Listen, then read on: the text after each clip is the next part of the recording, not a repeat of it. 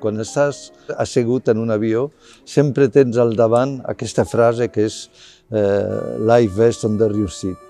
És la metàfora del viatge, però també és la metàfora del que estem vivint avui, no? I és molt difícil sempre trobar un títol i va sortir d'una forma molt natural. Un dia estava en un avió i vaig pensar, aquest és el títol, no?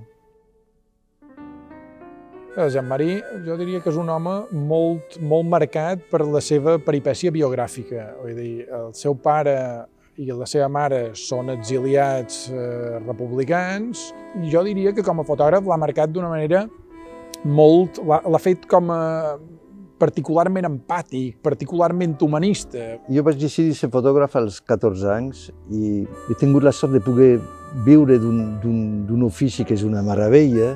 Ara avui amb el digital tot ha canviat, però el que no canvia és la mirada. Són 50 anys de fotografia, temes molt diversos, en gèneres molt diversos. La nostra idea era fer una exposició que fos representativa d'una manera sintètica de tot el que ell és i de tot el que ell ha fet. I per aconseguir això el que hem fet ha estat dividir l'exposició en 4 àmbits. Un és nomadisme, és món, que agafa fotografies de tots els seus 50 anys de viatges arreu del planeta.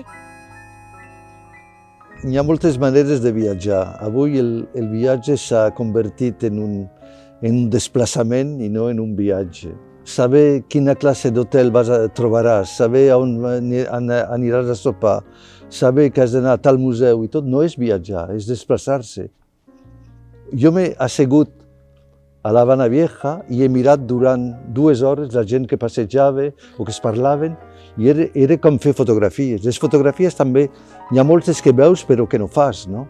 Ell no ha estat mai un fotoreporter, no ha anat mai a cercar la notícia, però aquests 50 anys que ell ha viatjat pel món fent fotografies, el món ha canviat molt. Ell no ha buscat retratar aquests canvis, però d'alguna manera sí que te permet veure que aquests 50 anys del món és diferent, no?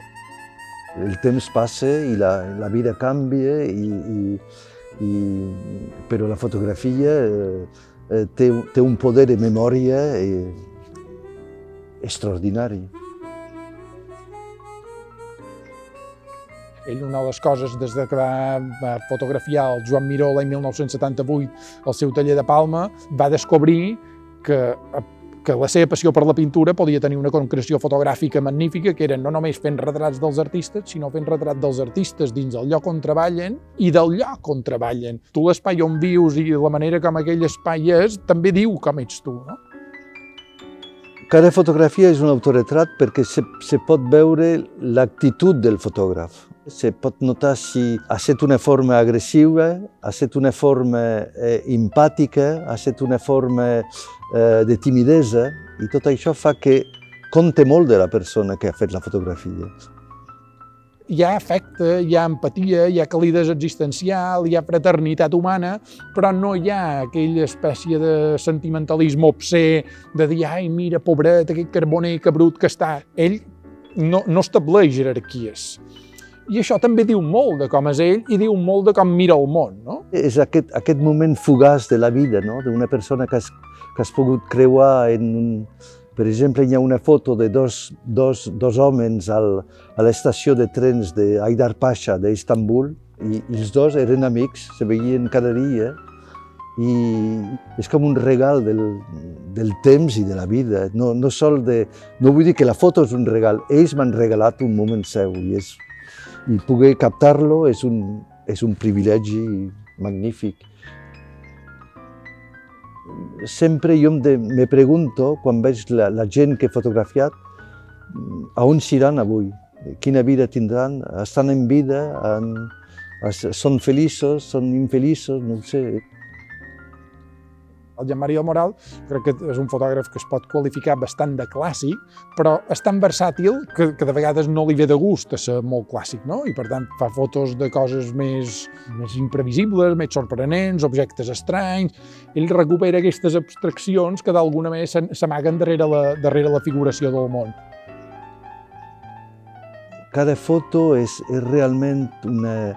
Encara que pugui semblar vanidós, és una proposta poètica de l'entorn en el que vivim, no? I a mi em sembla que mirar un arbre o un gat o un edifici, és una forma de contemplar el món i de donar a veure el món, no? I això no vol dir que sigui una visió naïf de les coses, no, perquè pots ser conscient de que vivim en una època molt dura, però pots estar enamorat d'un arbre.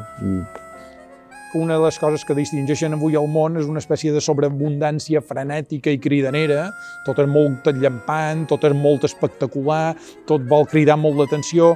El Jean-Marie del Moral és un fotògraf que no és gens cridaner, que no és gens estrident, no és gens sorollós, no cerca l'espectacle. No vol dir que algunes de les seves fotos no acabin sent espectaculars, no acabin sent magnificents, ho són.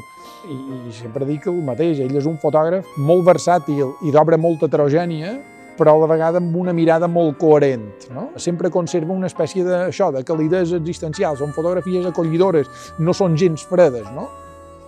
Hi ha un fil conductor en una forma de mirar el món, d'apreciar el món i també de sofrir en el món, no? Jo sóc una persona molt feliç, però també molt inquieta, i aquestes fotografies tenen també una gran felicitat, però també una inquietud i moltes vegades una espècie de misteri. I aquestes fotografies són unes preguntes no tan evidents, no tan evidentes, és a dir, són preguntes però no... Cadascú pot trobar una resposta.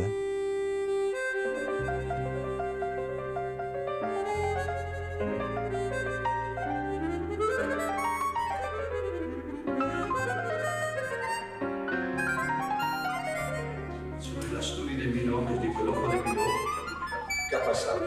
Jo, mira, què serà aquesta